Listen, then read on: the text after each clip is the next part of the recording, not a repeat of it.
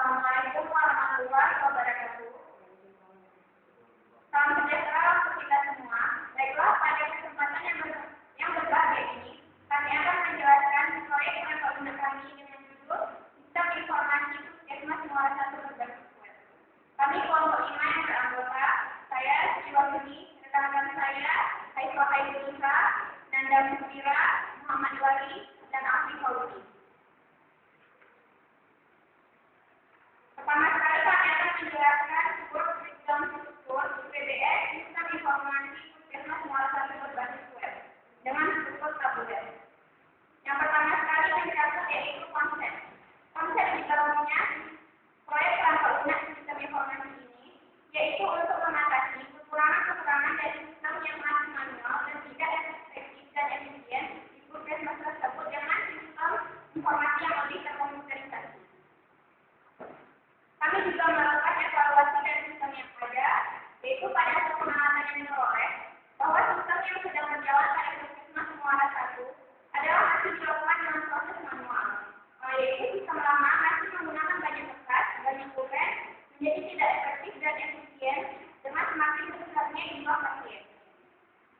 Dan adanya kekhawatiran terjadi kesalahan pencatatan maupun kehilangan dokumen yang tidak tersimpan dengan baik.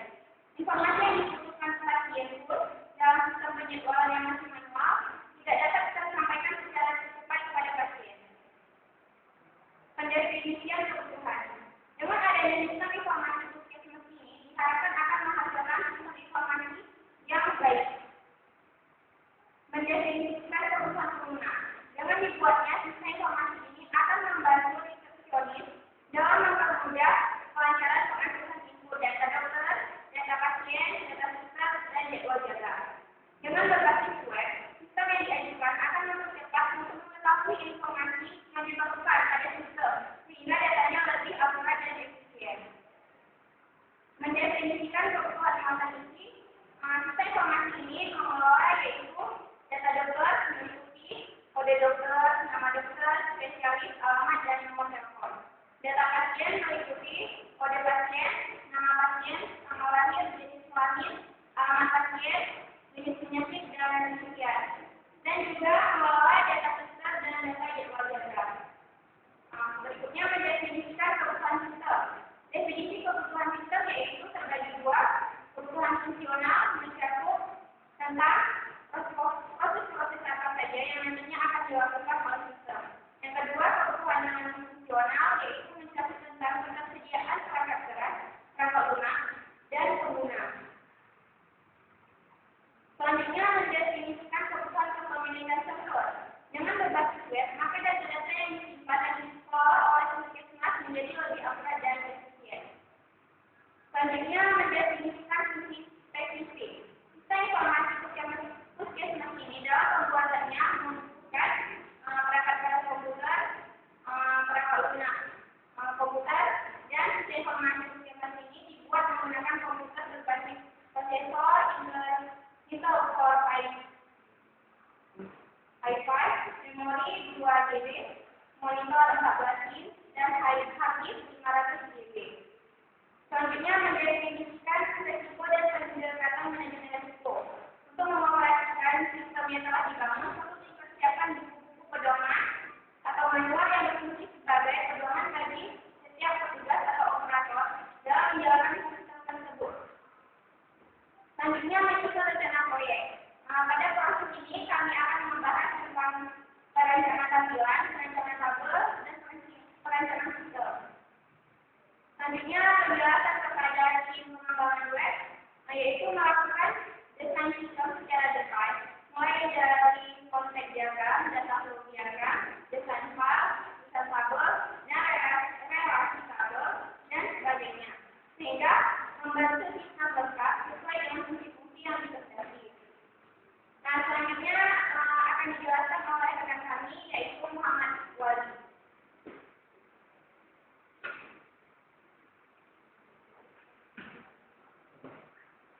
Baiklah, terima kasih pada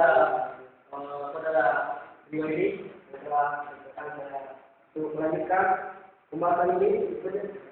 Pembahasan berikutnya yaitu desain situs web. Rancangan aplikasi ini berfungsi sebagai outlet untuk desain, produksi, dan implementasi program. Rancangan sistem informasi puskesmas yang dibangun ini meliputi analisis sistem, rancangan input, rancangan database, dan rancangan output. Selanjutnya, membangun situs web. Sistem informasi ini merupakan jadwal pengikutan data puskesmas yang berbasis web. Sistem ini umumnya dijual untuk mempermudah kelancaran pengaksesan input data dokter, pasien, suster, dan jadwal jaga. Kemudian penggunaannya sangat membantu kecuali dalam mempermudah kelancaran pengaksesan input data dokter, pasien, suster, dan jadwal jaga. Sehingga data-data lebih terstruktur, akurat, dan efisien. Kemudian misalnya, dukungannya dimaksudkan berguna bagi instansi kesehatan seperti puskesmas salah satu ini, karena dapat menghilangkan sistematika manual yang tidak modern yang masih tergolong ribet dan tidak efisien. Kemudian ada dokumen analisa risiko. Yang pertama, analisa risiko dalam kontrak. Risiko ini berhubungan dengan rencana proyek. Yang pertama, adanya dokumen outline yang perlu dikembangkan untuk semua yang disebutkan sebagai bagian dari proses pembangunan. Kemudian adanya persyaratan pelanggan yang berubah-ubah. Dan spesifikasi persyaratan pelanggan pun kurang jelas. Sehingga keterlambatan waktu pekerjaan akan terjadi di luar batasan-batasan yang tidak ditentukan. Kemudian B, risiko teknis. Risiko teknis ini mengancam kualitas dan kecepatan waktu prabangunan yang dihasilkan. Bentuk ini yaitu kurang spesifiknya metode yang digunakan, tidak ada prabangunan lain yang mendukung proses pengujian. Dan yang ketiga, tidak ditemukan perangkat-perangkat lain untuk mendukung analisis perangkat lunak dan proses. Selanjutnya ada risiko ukuran kompleksitas produk. Pertama, teknologi yang ada tidak memenuhi harapan, dan yang kedua, pemakaian ulang meningkat dari yang diharapkan. Risiko ketersediaan personalia, adanya staff yang sakit, dan tidak bisa melihat dia bisa bekerja. Kurangnya jumlah staf karena kompleksitas produk dan tingkat pergantian staf yang tinggi. Kemudian ada risiko penerimaan pelanggan atas produk. Yang pertama, pelanggan menolak sistem. Kemudian pelanggan kurang memahami proses pengalihan tersebut. Dan pelanggan tidak yakin bahwa fungsional tidak diinginkan dapat dilakukan. Selanjutnya, kesempatan ini akan dilanjutkan oleh Saudara Asli pada yang berikut.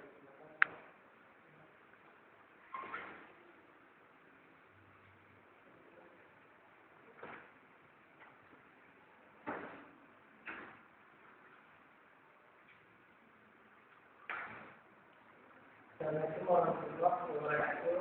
Waalaikumsalam. Sebelumnya, terima kasih datang kepada Muhammad Fadli yang telah mempercayai saya membahas tentang analisa biaya.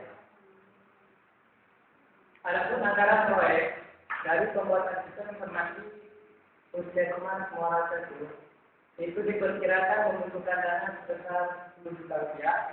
Di antaranya yaitu untuk keperluan yang pertama, survei kebutuhan.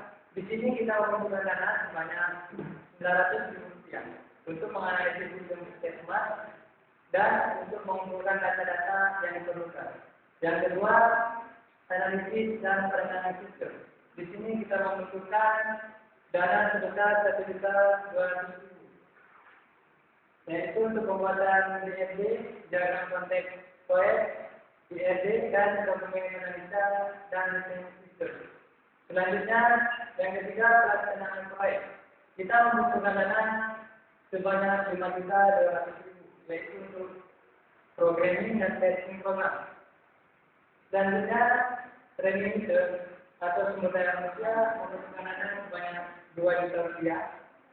Pemeliharaan membutuhkan dana sebanyak 500.000 dan dokumentasi sebanyak 200.000. Semuanya diperkirakan 10 juta rupiah.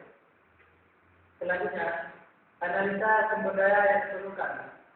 Adapun untuk membuat proyek sistem informasi puskesmas Muara Satu, kita membutuhkan sumber daya manusia antaranya yaitu jenis kegiatan sesuai kebutuhan 2 orang, analisis dan perencanaan sistem 2 orang, pemrograman 1 orang, pengujian 1 orang, dokumentasi 2 orang, pelatihan 2 orang, dan pemeliharaan 1 orang. Dengan catatan, pihak sumber daya manusia dapat mengerjakan lebih dari 1 kegiatan. Selanjutnya, timeline proyek. Proyek kami diperkirakan akan berlangsung lebih kurang 4 bulan. Dengan tahap-tahap program berikut, yang pertama survei kebutuhan, kita akan melaksanakannya pada tanggal 1 Januari 2015 sampai dengan 7 Januari 2015. Selanjutnya analisis dan perancangan sistem dari tanggal 7 sampai dengan 20 Januari 2015. Pemrograman dari tanggal 21 Januari sampai dengan 15 Februari 2015. Kemudian dari tanggal 16 Februari 2015 sampai dengan 22 Februari 2015. Selanjutnya dokumentasi dari tanggal 23 Februari sampai dengan 28 Februari 2015. Pelatihan dari tanggal 1 Maret sampai 10 April 2015. Selanjutnya pemeliharaan dari tanggal 11 Maret 2015 sampai dengan 10 April 2015. Selanjutnya kerangka rekan kerja yang akan dijelaskan oleh rekan kami, Eva Veronica.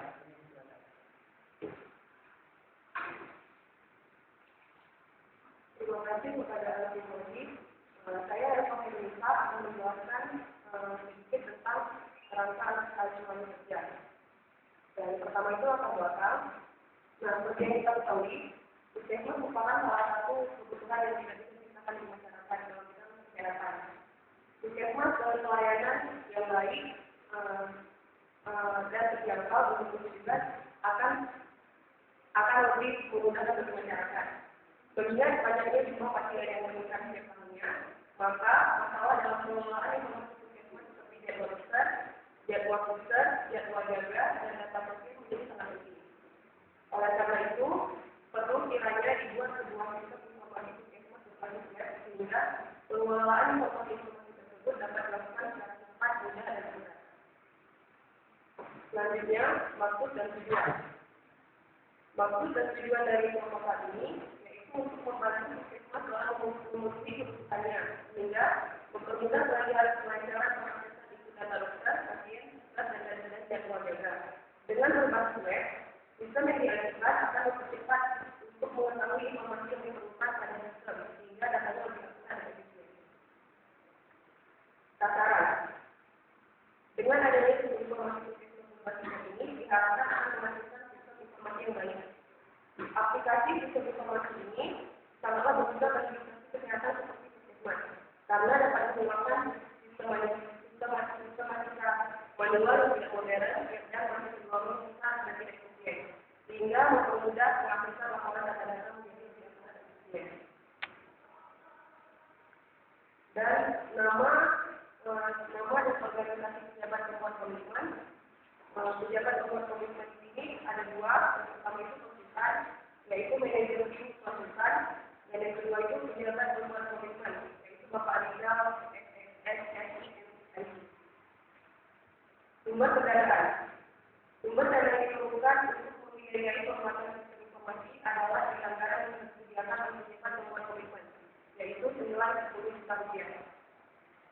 Nah, selanjutnya, 2 unit proyek akan dibahas oleh saya dan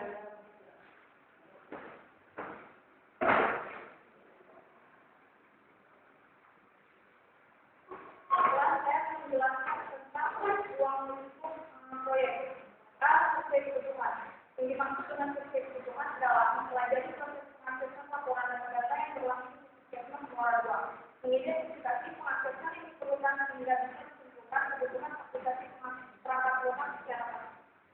D yaitu analisis dasar sistem, yaitu melakukan desain sistem secara detail melalui konteks diagram, data flow diagram atau DFG, dan file desain tabel, relasi tabel dan sebagainya, sehingga membentuk sistem lengkap sesuai dengan fungsi yang diinginkan.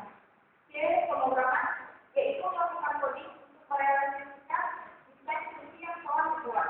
Sebuah baris coding ini turut menentukan besar kecilnya harga perangkat lunak yang dibuat. Yang D, kemudian, yaitu dilakukan untuk mengetahui apakah pekerjaan pemrograman telah dilakukan secara benar hingga bisa menghasilkan fungsi yang dikehendaki. Kemudian juga dimaksud untuk mengetahui keterbatasan dan kelemahan program aplikasi yang dibuat untuk sebisa mungkin dilakukan dengan sempurna. Dokumentasi. Dalam sebuah proyek bisa terdiri dari beberapa dokumen. Dokumen dibuat untuk melihat kemajuan proyek yang sedang dikembangkan sehingga evaluasi troubleshooting bila terjadi kendala, sehingga pedoman operasional dan sebagainya. Pelatihan. Sebelum diterapkan terima user, lihat model user, proyek perangkat lunak bertanggung jawab melatih user atau operator atau resepsionis yang hendak mengoperasikan pemrograman aplikasi yang telah dibuat, hingga pengembang juga berkewajiban memberikan informasi yang benar dan terbuka, hingga tidak menyulitkan para pengguna di kemudian hari. D. Pemeliharaan, yaitu proyek perangkat lunak tidak bisa selesai begitu saja setelah diserah terimakan, tetapi masih berlanjut hingga tenggang waktu yang cukup untuk memastikan bahwa produk perangkat lunak yang telah diserahkan tersebut bisa beroperasi dengan baik dan tidak ada kendala yang lain. Selanjutnya, D. Jangka waktu pelaksanaan.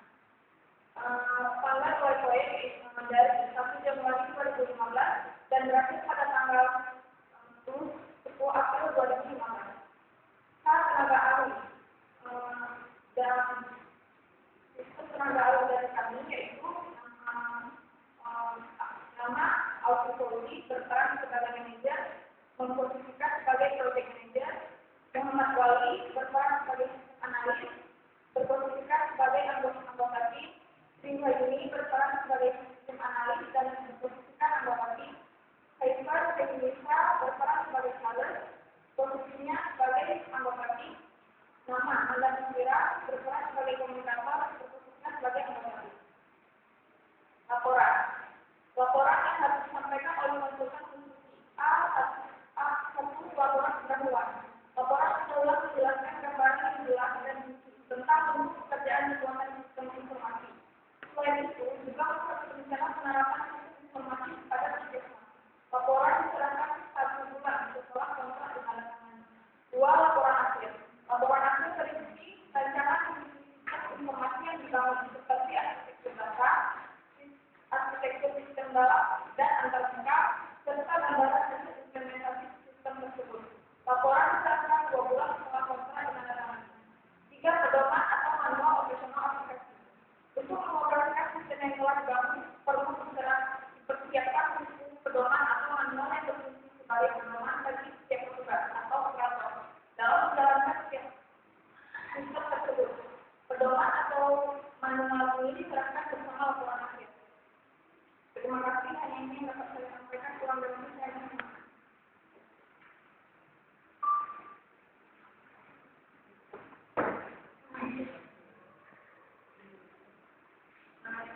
Sebelum kami akhiri, kami mengucapkan banyak terima kasih kepada pihak-pihak terkait, khususnya kepada Bapak Ijal SSI MIT yang telah membimbing kami. Sekian hasil presentasi dari kami. Kami akhiri. Wassalamualaikum warahmatullahi wabarakatuh.